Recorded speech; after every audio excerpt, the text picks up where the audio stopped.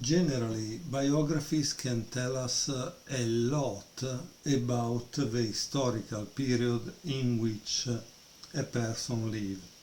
In this case, this biography is about William Steinitz, which was the fourth world champion and which clearly had a very interesting life because he was born in Prague, he went to live in Vienna, the capital of the Austro-Hungarian Empire. Then he went to live in London, where he played a lot of games and a lot of matches against top players of the period. So clearly interesting. There are about nearly 400 pages, and the part interesting is also relative to the images that one can find inside this biography, because also the images tell a story. And then in the end we have obviously the tables of the result, the matches. The part I would like to show you today is relative to 15 games that are annotated by Grandmaster Soltis, and Grandmaster Soltis has really an amazing way to annotate games. Obviously the biography would be enough. I think the publisher made a smart move in putting some games, because as chess player we would like to see the games of a champion, right? In this case, game number 1 is Wilhelm Steinitz, white, against Augustus Mongredian. I think Mongredian played also Morpheus. I've seen his name in some Morpheus games. This was played in London in 1862. Okay, and here Soltis says there are more stylish Steinitz games with fewer mistakes and better defense provided by abler opponents. In fact, Black's play in this game verges on the awful, but this one-sided crash seems an appropriate way to begin examining Steinitz's play. It shows the Austrian Morphy. He call him Austrian, but in reality, if he was born in Prague, he should have been a Czechoslovakian, right? But it says, it shows the Austrian Morphy in his Morphiest. White opens the position, dominates the files and diagonals, targets the enemy king and sacrifices anything on hand necessary to accomplish mate. This game also illustrates the degree to which the young Steinitz seems to rely on calculation rather than positional instinct. So let's start to see the game, okay? Steinitz is white. e4, d5. This is the Scandinavian defense. E takes d5, queen takes d5, knight c3, and queen d8. Here Soltis put a dubious move to queen d8. Recently has been kind of rehabilitated because Carlsen played it with good result and kind of fianchettoing the bishop on this side. It's however an opening surprise, because today thousands of games are played yearly, also by the champions, online, offline, here and there, so they need to have something to surprise the opponent. So in this case, this is good as a surprise, not because follow chess principle, okay? d4, e6, and here Soltis writes that this move is a mistake.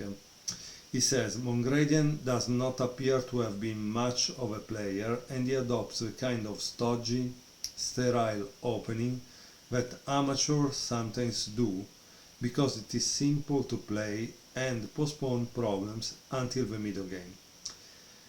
Here it says black couldn't play bishop f5 as in a Caro-Kann defense because of queen f3.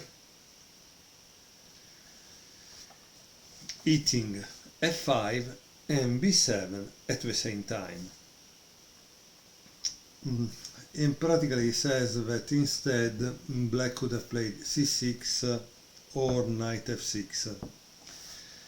Okay, so e6 obviously not good because it blocks the bishop, and notice that we play the Scandinavian because this bishop is out to go. To make this move doesn't make any sense, because then why didn't he play French in the beginning, no? So okay, e6, knight f3, knight f6, bishop d3 and bishop e7. Castle, castle,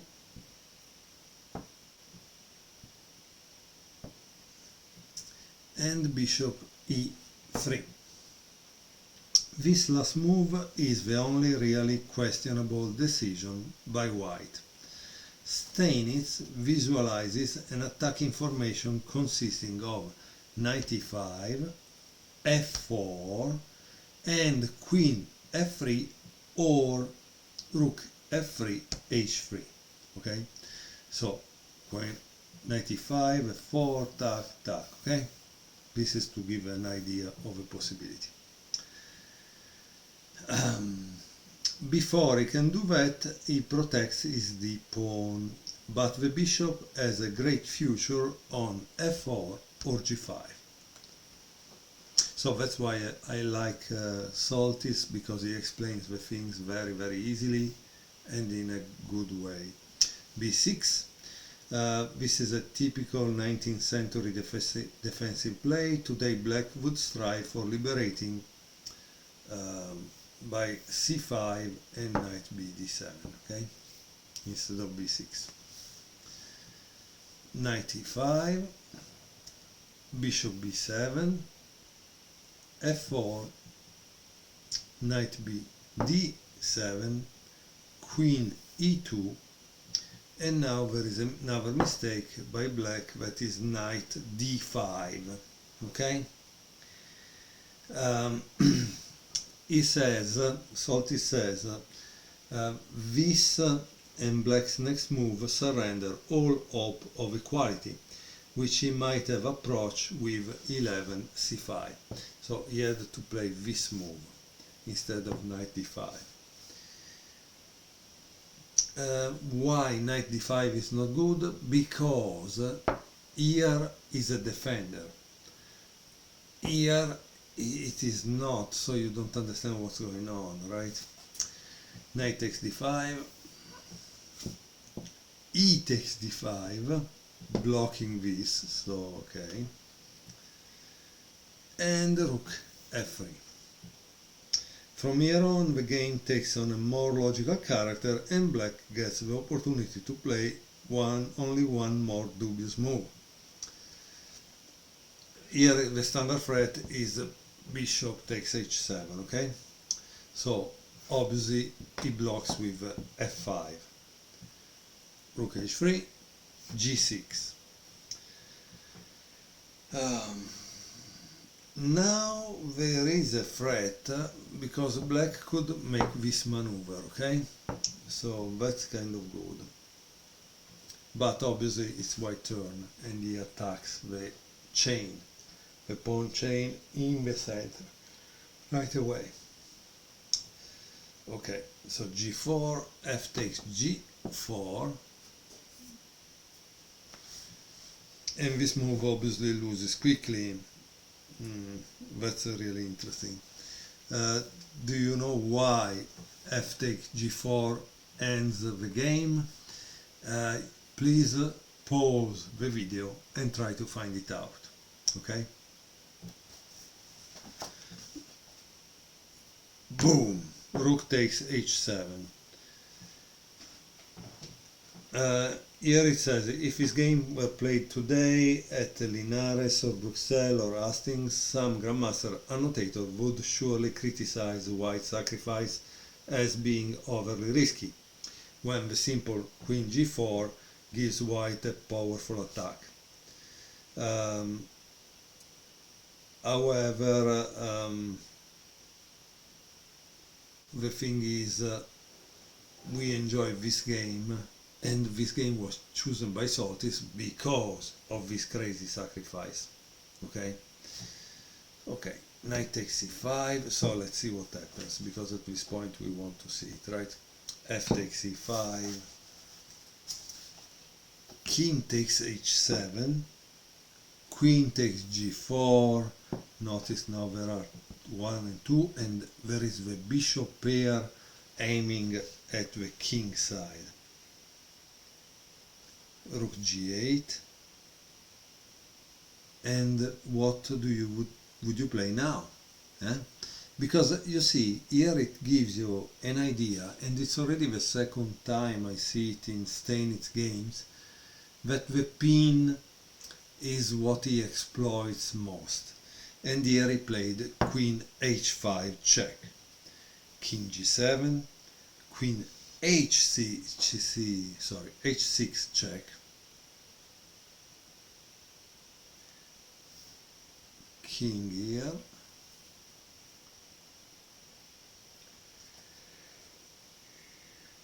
queen h7 check. But strange, why he didn't play this right away? Because it could go here, maybe no, because it would lost here. Ah, that's why, because ding, so that's really untouchable. Okay, so after king f7, queen h7 check, king e6 is trying to escape. But I think that's the interesting part, right? We are at move 21. At move 16 he played rook takes h7. It means that white must have seen at least 5 moves in advance. Otherwise, how do you justify? How do you justify the sacrifice on h7 for this move? Queen h3 check, boom. This blocks this from escaping, no? So he cannot escape anymore.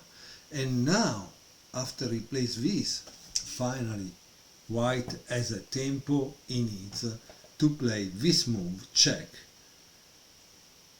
and make that piece enter the game. Now there is king e8, queen e6, rook g7. Obviously he cannot play this because this goes down, so this is the move to play, but there is bishop g5, another great move. So after 7 forcing moves, white allows himself a quiet one. Again, his choice is a move many a modern GM would reject in favor of a simple bishop b5 check. But let's see what happens after bishop g5, queen d7, bishop takes g6 check again, rook takes g6, queen takes g6, king d8, and now there is again this idea. As you can see, it's great to watch Steinitz games because we see continuously the use of a pin to create something else. Rook f8 check, cannot take because this is pin, right? So it's amazing. Queen e8, and of course now there is the endgame, boom, queen takes e8, checkmate. I hope you enjoyed this game from this biography. Again, this biography doesn't have really games apart this 15 analyzed by Grandmaster Soltis.